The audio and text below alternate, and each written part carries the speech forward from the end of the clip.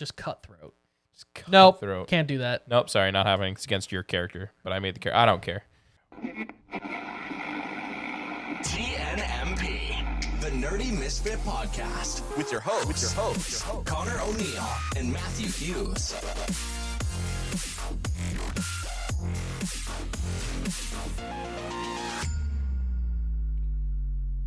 Hello. We did it. We did it.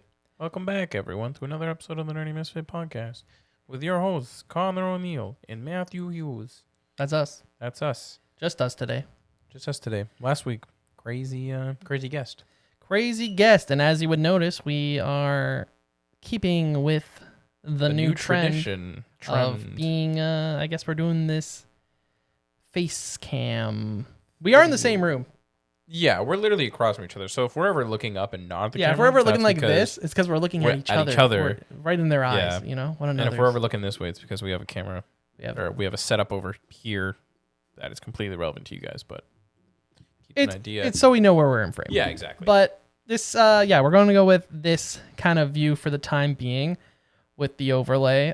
Purpose being, one, some people did like the farther out camera view, but it wasn't catching much, where now you can still see reactions. If you notice, you can probably see my lip quivering during the interview last week, where I was definitely a little nervous. But we did it. So mostly just be able to see facial reactions to stuff. And the mics aren't as in the way. We just don't have a lot of room to play with here. Not yet. We don't have a real set, so we got to work with what we got. Working on it. And these webcams are definitely of a good enough quality.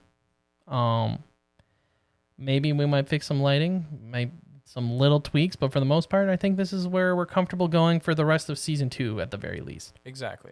If we do end up having one shots though, which we do plan on doing, we'll bring out a different setup, full cam to see the rolls and everything. So that we're on the ball for that, I think. Yeah. But yeah, last week, 2 years of the podcast, celebrated by having on a guest. Yes. The biggest guest we've had on so far. No offense to anyone else. We loved everyone. We want to have a lot of them back on, including Teching. And it was great. Super nice guy. I don't have anything bad to say, honestly. He made everything very easy. He was very easy to talk to. Very chill, down to earth. Pre-recording and after recording, we had chats a bit, and it was super chill. So we would love to have him back on. And we couldn't have done this without all of you guys that listen and watch the podcast. So thanks a lot. Be here 105 episodes later. 105 episodes. And we're finally, we're always improving. Week by week. Which is what we're trying, I think. So we've got the audio pretty down pat, I would say. Audio's pretty clean. Very little hiccups. So it's now just the video stuff we're figuring out. Exactly. So, I actually was also testing stuff today that maybe in the future, maybe we do a live stream of us recording a podcast as if you caught it, you caught it. Yeah. And it can just be a little fun, for the super fans out there. Super fans. But we'll see. Yeah. Today, we're actually, I think we hinted at it, that we are doing an RPG wrap up, catch up, what the heck's going on in the RPGs that are going on. Us. Because, well, if you guys didn't know, Matt is the GM of a Power Ranger RPG. Yeah. He's probably discussed it once or twice. 3-ish sessions now. And how many people do you have in your group? Consistently or overall? I would say on average. On average, 6. 6. Yeah. So I'm DMing and it's your first time. Yeah, first time DMing. So that's a lot of people. Well, yeah. So the way it went is it started with 4. It started with 4, then it became 5, and then it became 6, then 2, became 7. Well, because there was a couple people that couldn't come to a couple sessions. You just had a session with 2 people? No, sorry, 3. Oh, okay. And then we added a 4th person before we went back to 5, and then Maddie joined and she became another one. So then that was the core 6. Okay. And then we actually have a 7th player who's the Red Ranger who came back for a special session 2 sessions ago because he's been busy. He was getting his steak and dough ready and then his wedding and everything like that. So very stressful stuff. So, but he speaking came of out, which ties into the next we'll be thing. having something else discussed. Exactly. Staying on RPGs, which is yeah. very weird to say in the same sentence, but it's true. We'll get to that. So the biggest campaign, the biggest session I've done with full playable characters was 7. But I did a session where there was 9 people, where 3 of them played kind of like NPCs that they've collected along the way, because it was the Wizard of Oz themed one. So we had someone playing the Scarecrow, the Tin Man. No, just Scarecrow and the Lion, actually, because the guy who played Tin Man didn't show up, so it was 8 of us. So 8 is the biggest, technically speaking. Very interesting group, because I was going to say, for our D&D campaign is on a hiatus. Someone, their job requires them to wake up very early, and on our time slot that we had put out for everyone, he would already be sleeping. And so we had to, basically, it's indefinitely on hiatus for now until we figure something out, or different job or different schedule, who knows. Yeah. And for us, we always did, if 2 people couldn't make it, we axed that session. So for you, it sounds like it's just all over the place. Yeah, if you're there, you're there. If not, is that just because you guys haven't like preset those rules, or it's just because you just want to keep playing? A lot of people want to keep playing. The way the story goes is it feels like there's like a mini arc every 2 to 3 sessions. Yeah. So it's unfortunate, because if you miss the beginning of one of the arcs, it's a lot harder. There's a higher chance that you won't be in the next one. But like, for example, we did one where Christian, who's been on the podcast before, he was in the Blue Beetle episode. Blue Beetle. He wasn't able to make it to one session, so we had it where his character was on a mission to a planet, and that's why he wasn't there. And then that session ended with the Rangers going to that planet, so it was able for him to join back in next session. Yeah. Whereas there was a couple ones where Ebats, Eddie, who's also been on the podcast, always also been on the podcast, he wasn't able to show up for a couple sessions because of his work. So when we had this big like carnival fight, we said that him and the other ranger that wasn't available was on the other side of the carnival doing their own thing. Yeah. And then we had the rest of them still there, and then he joined up. The sad thing is the fact that the Red Ranger, who we've done 23 sessions, and he's been in technically 2, technically 3. What are you doing, Red Ranger? He was in the first 2 sessions. He baited everyone. We did like a 9 to 10 month hiatus, and then that's when we got back to doing bi-weeklies, and he just wasn't able to do it. So we put his character basically in a coma, and the benefit of him coming back for that 3rd session, when I had the 7 Rangers, is they were in the year 2026, and he finally woke up from his coma, and he was like, so they did like a little bit of a future, like futures end kind of. So he still got to play, but it didn't affect the current situation of his character. Yeah. That's clever. And it's interesting because some characters will be like, "Yo, can I go like see him and like just talk to him while he's in a coma?" And I'm like, 100%, man. Like, you're more than welcome to. He still for the exists. drama. We have an entire server in regards to our campaign. So like for in between sessions, if like I say like, "Oh, a couple weeks have passed. What has your character been up to?"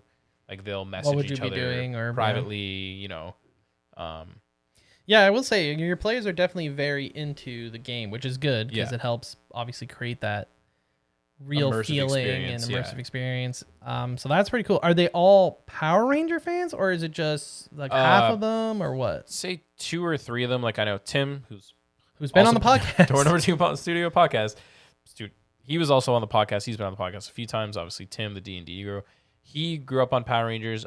Christian, who's been in Power Rangers. I think Eddie may have watched a season or 2. Roberto, who hasn't been on the podcast. I don't think he really watched it, but Roberto is the one that paints all of our minis for us. He's into it. So in his own way. He's found his way. He's found his niche in it. Exactly. Yeah. Katie and Maddie, I think Maddie watched Power Rangers, but I don't think Katie did. But Katie really likes just world building and exploring kind of thing. Well, did Katie just watch once or twice and then get into it, or just you? Because you and Katie work together. Yeah. So I work with everyone. Was it just you describing the sessions, and she's like, "Man, this sounds like a lot of fun." Well, that's actually how like Christian got into it too. Because before I was actually friends with Christian, I met him. It was at like a work Halloween party. Yeah. And him and I just chatted away. And he was like, "Oh, that's awesome! Like, I watch Power. I'd love to like join it." And I was like, "Yeah, man." And then I met with him like 2 weeks later. We created his character. And then you were like, "So I saw Blue Beetle." He's like, "I love Blue Beetle." You're like, you should be on the podcast. Exactly. I mean, Christian was fun to have on the podcast. He's great. Shout out to Christian if you're listening to this while you drive around in your work truck. Thanks for listening. And thanks for doing good work. Exactly. But otherwise, yeah, we're on a little bit of a couple-week break because one of the players has gone to Italy for a little bit. I'm going to try and plan a session in a week or two because, without going into detail, because I know a lot of the players listen to the podcast, we had Maddie's character died after a big fight. They finally fought like one of the big bads. They were celebrating, and then Planned death between Maddie and I. Yep. She got killed. And then we brought in, surprise, surprise, a different timeline version of her character. Oh, very nice. Very Matt. Very Matt, obviously, but it was super fun because her character in the main continuity was kind of like a little bit sad, a little bit of drugs, slight alcoholic, being like, not alcoholic, but like the party teenager aspect, right? The troubled, the really troubled teenager. She was a gossip girl teenager. In a way, yeah. She found out that her parents weren't actually her parents because she was adopted. Like, there was a lot of stuff going on. There's some deep cuts. Yeah. It was very sad, actually. So when she died, everyone was like, what the heck? And then we had like a whole, like, part of the session was a funeral. They wanted to make sure her. everyone else was sad. Yeah, literally.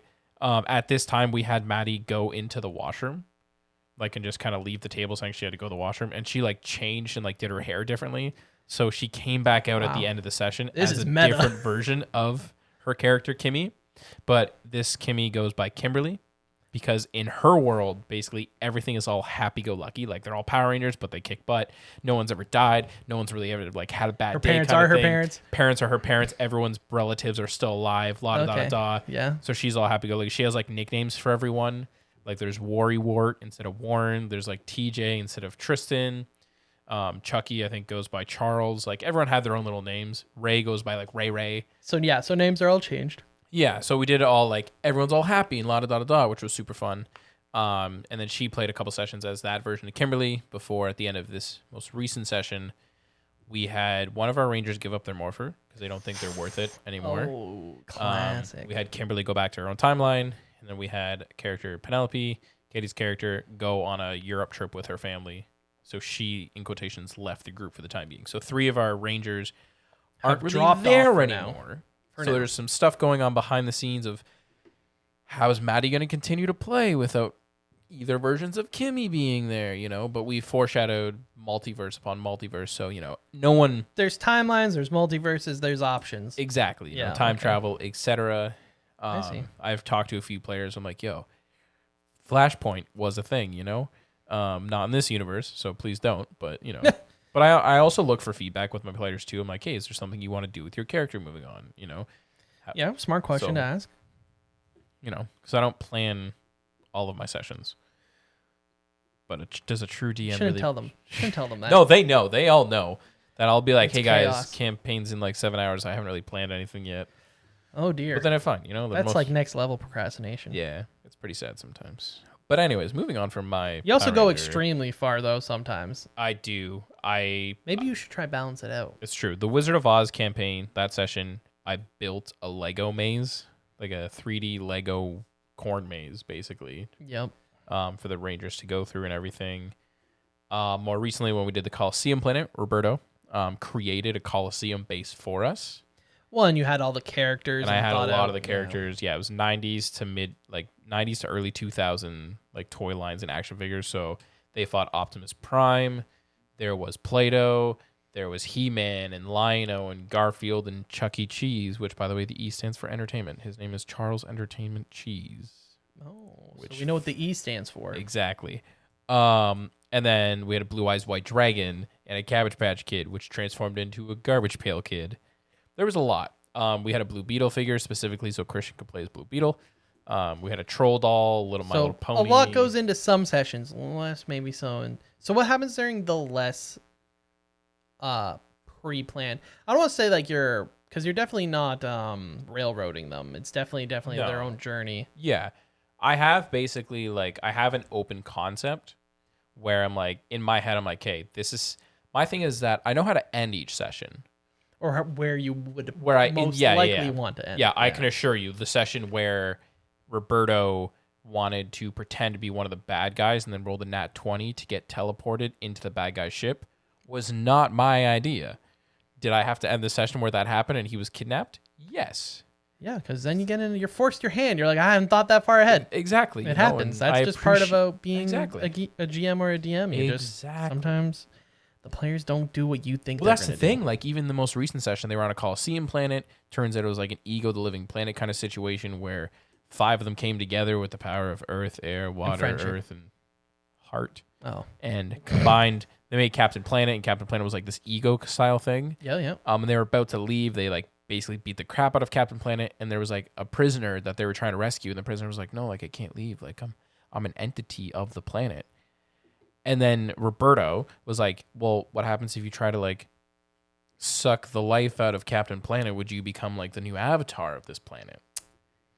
And I was like, "That is so out of left field." But you can roll for it and like see where this goes. You can certainly try. And he did. And that's where that... So now they defeated the Captain Planet, but the planet itself still existed. So it was very peculiar. Okay, then. But yeah, so I have I have a rough idea of how the next session's kind of going to go. But I think sometimes I feel burnt out more than anything. I mean, that's just part of it. I mean, you need breaks too. Yeah. Right? So if you're working on planning a session, I think... Especially if there's anyone that can just be like, "Hey, sorry, but no session. It's canceled." Yeah, that would be me. I mean, if anyone has the most power, it would be you. Yeah, but you know me, and some of the people that know me that when they listen to this, I am fortunately I'm a people pleaser. I can't say no. So if people want things changed, I do my best to change it. You should just turn into a savage GM just randomly, just cutthroat. Nope, can't do that. Nope, sorry, not having it's against your character, but I made the character. I don't care. No, I couldn't do that. All right. But anyways, that's my you actually played rant. A Dungeons and Dragons. Well, we'll call it Dungeons and Dragons Light. Yeah, light. Yes. Very recently. If you can't tell, we are quite tired. I think it's safe to say that the weekend did not help with that. No, it's a long weekend for both of us for different reasons, same reasons. But so we had Saturday. Well, actually, we have to backtrack to Friday. Friday. Because I had people stay over. Yes. Because they were going to be, we had a stag and doe, not a stag and doe, a bachelor party. Everything's merging together. The days do blend together. But so a bachelor party was on Saturday. Yep. And the bachelor wanted a one shot. So we got the one and only Eric, who's been on the podcast. Who is also one of the Chip brothers. Yep. If you don't remember, and if you haven't listened to that D&D one shot that we did. We did. We had Tim, who DM'd the first one shot, first of more, for the Chip brothers. It was me, Matt, and Eric, who were the Chip brothers. And so it was a pretty big player. It was 8 players, and then the DM. Yep. And we had a couple of people who've never played, or maybe played once before. Don't remember all the rules kind of thing. Mm-hmm. So his goal was to make a more simple version of Dungeons and Dragons, just to make it easy to explain and easy to follow. And I thought it was pretty solid. We rented out a space where Great place. It's where I did my first Power Ranger session a couple years back. Big table fit us all. On top of that, obviously had tons of board games if people are interested in playing and or purchasing. I almost purchased multiple games. And also had 3 escape rooms as well. So definitely a lot of fun. I would highly recommend going for sure. And as someone who, this was your second time playing Dungeons and Dragons, even if I've played other RPGs before, as people have listened, like Gloomhaven, for example. I have Animal Adventures at Home, which is like a cat dog RPG style one. But I've played a few different ones over the years. But this was my second time playing D&D, specifically Dungeons and Dragons. The first time, even though this one was definitely like not full D&D, but in that world. Yeah, exactly. Yeah, Dungeons and Dragons inspired, like you said, D&D light. This is my second time playing. I thought it was really fun. I had a lot of fun. It wasn't overbearing or stressful because I feel like when I was first playing D&D, when we did the one shot, we made the characters. We made the characters from scratch, which obviously we did a whole episode on that, Session 0 for newbies. Yep. We made the characters. We rolled. We did everything. Yeah. So that was a little bit extra, which was fun in that regard. But I mean, like when you look at full D&D, you can have up to like 4 pages worth of info Oh, so yeah, it's crazy. Eric did this beautifully well done thing where it was all, I don't want to say cut, but it was just like, these are your characters. This is exactly what you're able to do. Bada bing, bada boom. Yeah, like Tell me I what think you it wanna was do. it was like there were a couple melee, there were a couple spellcasters, there was one spellcaster that was a healer, and one tank, and everyone kind of had like one special ability. Yep. And then two, and the way we kind of did was you can do 2 actions. That was either using an item, or for Matt was played a melee character, so he could do 2 melee attacks in a turn, and that was it. Just to keep it very simple, spellcasters, to make it even easier, instead of having spell slots, each spell had a number of times it could be used. Yep. So that made it a lot easier to just be like, hey, I've used this spell once or twice, I'm done. Done deal, yeah. I thought from a gameplay point of view, it was very simple, very easy to follow, especially for the new players. They didn't seem to have any issues. Yeah. And then the Bachelor had the only character with real history or backstory. Yeah. To incorporate into the one shot. It was what you expect. It was kind of a save the princess ish kind of story, which was awesome. That's when I talked to Eric about doing this for the bachelor party. That was kind of our goal, was to do that kind. It is a little bit cliche, but I thought we may as well go with it because it's fun that way. So we did the saving the princess, who Eric hilariously used the bride to be's name, but not her name. Did we say who the Bachelor is? I mean, well, we've had the Bachelor who's Daniel. on the podcast, Daniel, who we had not Dan Chan, the other Dan. Yeah, another Dan. We talked about Star Wars. Yep. And his name in this one shot was Daniel. So, and his wife had a similar name where it was her name, but not really her name. Yeah, an old style version. So that was kind of funny. And yeah, it was the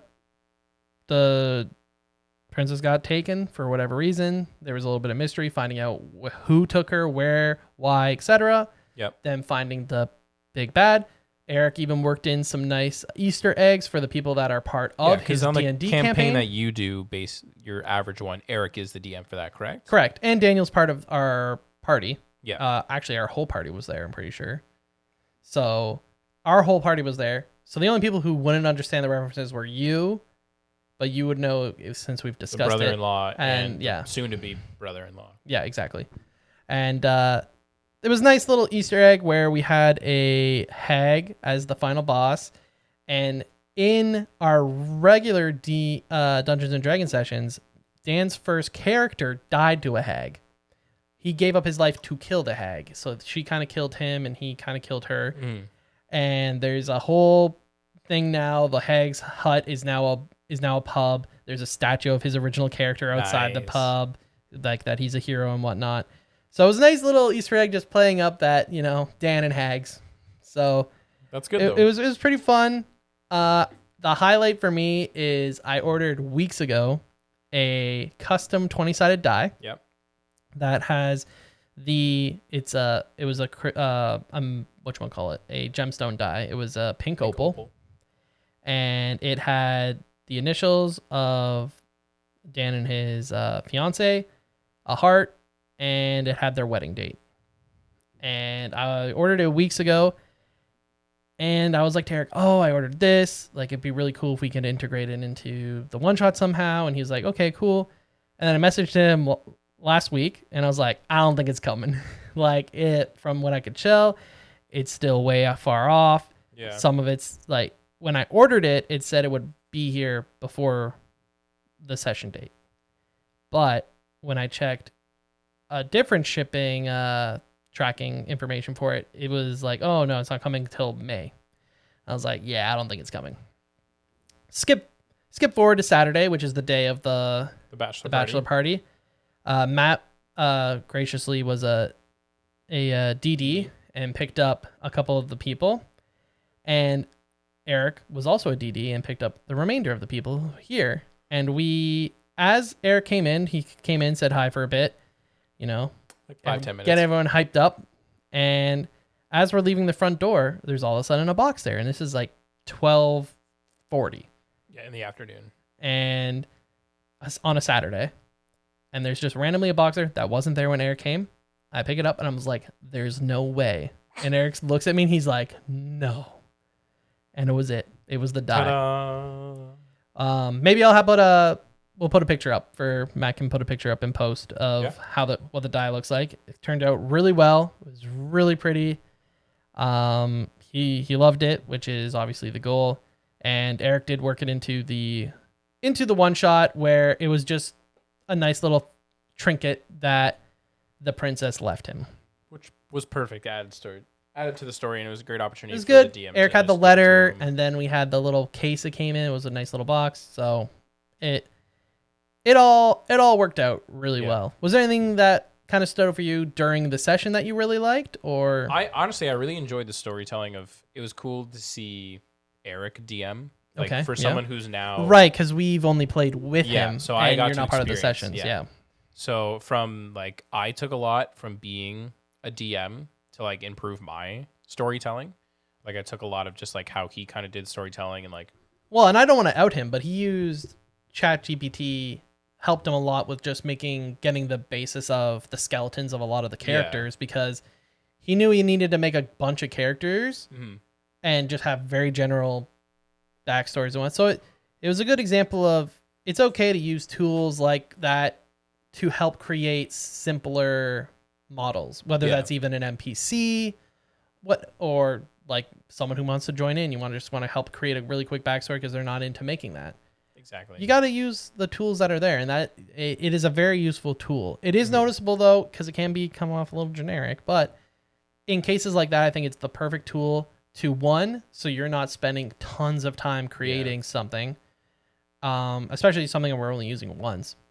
And I think it worked out pretty well. I think it did really well with that. For me personally, I mean, the first roll I did was a nat 1, and I was like, yep, that's how it's going to go. You need new dice. I need new dice. You need new dice. It's an excuse to buy dice. Get married. Get a custom die, maybe. One day. One day. That's the plan. But otherwise, I mean, I took a lot out of his storytelling and the way he described things. I thought it was really cool to be in a session with that many people and not be the DM. Yeah, that's true. Obviously, I knew most of the people that were there, so it was fun bouncing off them and kind of just seeing them in general. So the entire experience was good. The music Eric chose as well, which was really good to help the ambience of the session. Yeah. So shout out to Eric. Wonderful story, sir. Yeah, and then after that, we headed out for dinner. Nice Irish pub. Had some butter. Had some foods. Matt had the most Irish meal ever. He had some poutine. Some poutine. And a nice Guinness burger with some boxty fries. And a boiga. Yeah, that poutine was large. Yeah, it was big. When I saw it, I was like, please tell me that's all you got. And then they I came didn't think it was going to be that. And then they came with a burger, and I was like, yeah. I had a chicken pot pie with some soda bread that I then split with one of the other guys. He got a chicken pot pie with mashed potatoes on the side. So we just split the bread and the mashed potatoes. So we had literally the same meal. Perfect. But yeah, it was really nice. I thought the food was pretty solid. I would say the French fries were probably the weaker. So probably good in a poutine because the poutine was good for the fries, but by themselves, not the but the strongest. boxty fries were good. Those things were fire. Pancake style fries, delicious. Yeah, those were unreal. And yeah, the night kind of went earlier than expected, so we ended up coming back to my place and finishing a hockey game. Yeah.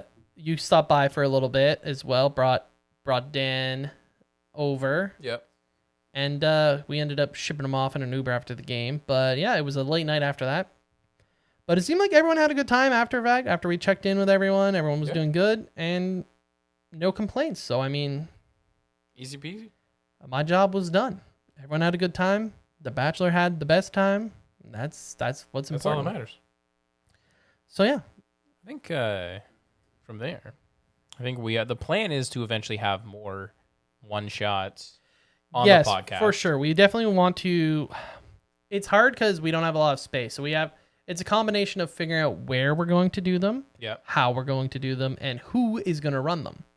We have 2 DMs at the current moment in time that are both interested in doing a one shot for us. One of which both of them have been on the podcast. You have seen on or heard on the podcast.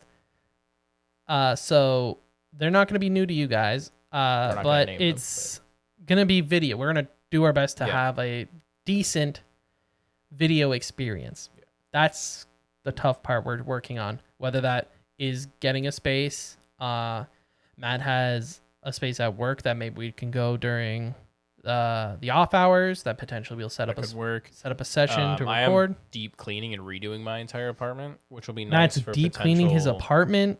Potential place eventually. I mean, might need a larger table, but. And then the other thing is, how many players do we end up having? Do we have enough mics with our current setup? That's another. So, although we did want to do one during the calendar year, and we didn't get to it. That's okay though. It's in the works. We'll make it up on we this know one. that Tim is working on it, and we know that our mystery DM is not Eric. Is super excited about it. Yeah. But Eric will be a player. He will be a player. Eric won't be the Chip Brothers. I mean, the Chip Brothers will return. They'll return, but but Eric's always down to play a game where he's not exactly DMing. So we'll potentially we'll go in and look at some other RPGs. Yes, I'm very interested in doing a Avatar: The Last Airbender. Yep. There's Avatar: The Last Airbender that I own the starter set for. So for my personal collection, I have the starter set for Avatar: The Last Airbender. I have the four core books of D&D, which is the Player's Handbook, Dungeon Master's Manual, Xanathar's Guide to Everything, and Monster Manual. I think are the four I think I have. But yeah, so I have those four for D&D. I have all the Power Ranger ones. My friend Roberto got me the G.I. Joe one for my birthday. Could be good though for the Power Ranger. Yeah. They're all crossovers. So the Transformers, so those ones can all fit in. Yeah, exactly. Mesh them together. And then I also have Coyote and Crow. Coyote and Crow, which is a indigenous style RPG. We have a lot of RPGs, and Matt obviously, like he's saying, he has a lot of RPGs available to him. If Matt ends up doing the GMing or not, to be determined. Another thing that I'm slowly been working on is putting together a One Piece D&D campaign, completely made basically from the ground up, and but from the world of One Piece. From the world of One Piece, adapting it homebrew to D&D 5th edition, which is a lot of work. And it's also, we want to make sure that we have people that are up to date so they understand it. To be determined if we'll do it on the podcast. If anything, we'll definitely be updating highlights, etc. for sure as we go.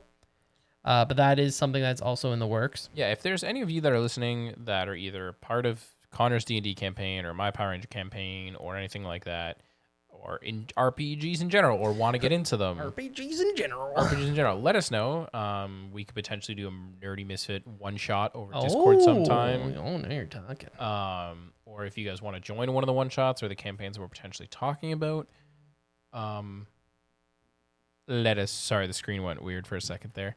Let us know, and we'll figure some stuff out. If you guys have any questions when it comes to D&D for any of our campaigns that we've been talking about. We can bring Tim back on. Or Eric, or the mystery DM, or any of the other people that are in the RPGs that want to come on and discuss their experiences. Yeah, for sure. Talk about how bad of a GM I am. Okay, well, we don't need a good one. Doesn't need to be a negative thing. Doesn't have to be negative.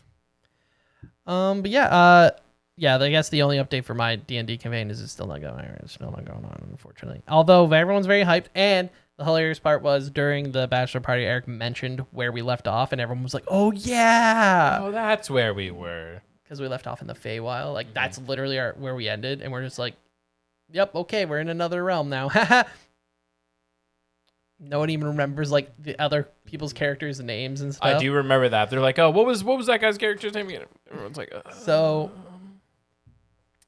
hopefully soon. I do miss it. I will say, we've mentioned it before. Baldur's Gate 3 has done a good job of scratching the itch. That's fair. For sure. You'll also have to come out and watch a Power Ranger session one time. I would definitely like to, the chaos of it all.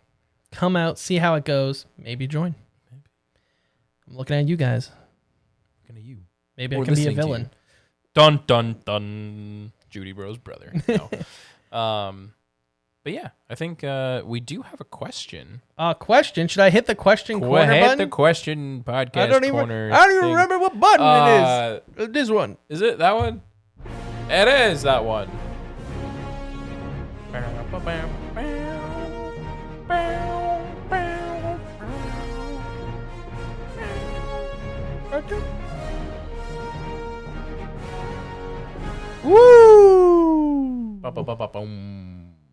Well, this question comes from Christian, who's been on the podcast and in the Power Ranger podcast. And we just talked about him. His question is, what nerdism Yeah. or nerdisms do you like enough that you might get any tattoos for?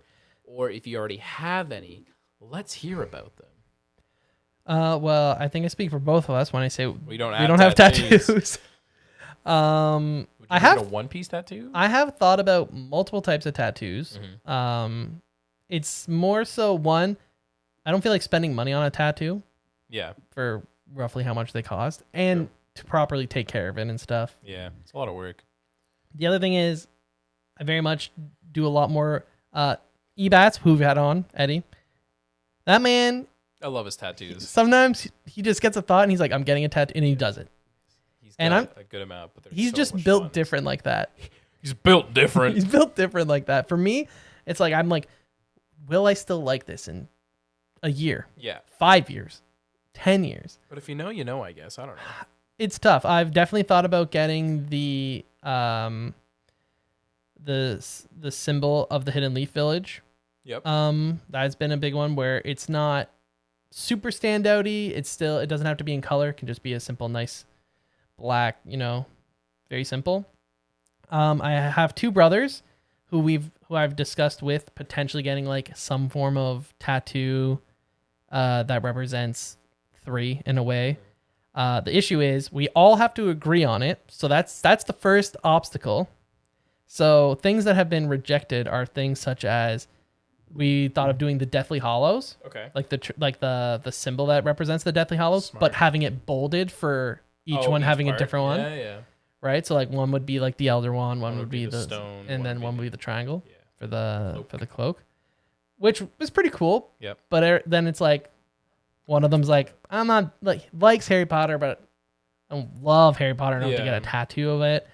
What was another idea we had?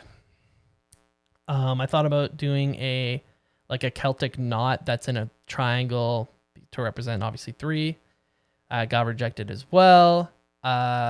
Basically we ended up with 3 dashes is the potential, where one person had, like me being the first one, would have 1 dash, then someone would have 2, and then 3. Okay. Which is just like, why even get a tattoo? Yeah, So that's why I haven't done that. Yeah. So my one brother does enjoy One Piece. The other one doesn't like anime or watch anime at all. But it would have been really cool to get a Luffy, Sabo, and Ace, like just their hats. Each of us get a different hat or something, which would have been really cool. But once again, everyone has to agree on one. So there's that issue. I've also thought about a tattoo for just One Piece in general. Part of me just thinks like something simple like the straw hat. Yeah. Because it would be pretty tacky to have like the flag or the straw hat logo. Yeah. But if you get like a really clean straw hat, nothing else, you know what it means. Some people might know what it means, but others may not, etc. Yeah. Yeah, I kind of like the tattoos that are more like that. They're not as in your face of it's this thing. Yeah. Yeah, I kind of have to know what it is. Like, for example, getting maybe one of Law's tattoos or like the Heart Pirates, where to a random person it just looks like, what is that? Like, what's that from? Yeah. Where if someone who knows One Piece and knows Law, they'll understand what it is. I kind of like the idea for that. But once again, 1, I'm not a big fan of needles, and then 2, paying for it, taking care of it, making sure. And then if you get more than one, how like it feels like you should have kind of a plan going in of where they're gonna go. There's probably been others. I actually used to have a folder of potential tattoo ideas. Okay. And that way I could be like, I would look back and be like, do I still like that? And if I don't like it, then I'm glad I didn't get that as a tattoo. It's true. How about you? I don't have any tattoos, like Connor said. I have thought about getting tattoos before. Nothing nerd related though. Just like one non-nerd stuff. related one was a Celtic cross with a red hand, which is red hand represents the O'Neills. And the Celtic cross is obviously like an Irish cross, and it's also the gravestone of my grandpa and my grandma. So That's awesome. So that would be a more Sentimental. sentimental one. For me, I mean, the tattoos that I would have in mind would have to do with my father. Like that's basically it. It'd be tribal art to represent both him and my indigenous culture because it's from my dad's side. Yep. So if anything, I would get like a small tribal art of an owl and a raven. Those are just significant. Any animals. fandoms that you could potentially see? I don't know. Like, part of me think it'd be cool to have like a Star Wars tattoo, but then like, would you fall more under the line of like same thing where it's like you would like it to be something that represents Star Wars? Maybe someone who is a fan of Star Wars could pick it out, but maybe not as do like a lightsaber or anything like that. That's just personal. Ebats has some pretty funny ones. I love his tattoos, but though, the hammerhead. And the thing is, he loves them. Exactly. And that's what matters. It's just definitely not. I think at Speaker Both was when it's not our style to just have some random. The hammerhead's hilarious though. I love the hammerhead. I think his Spider-Man's clean. Spider-Man's clean.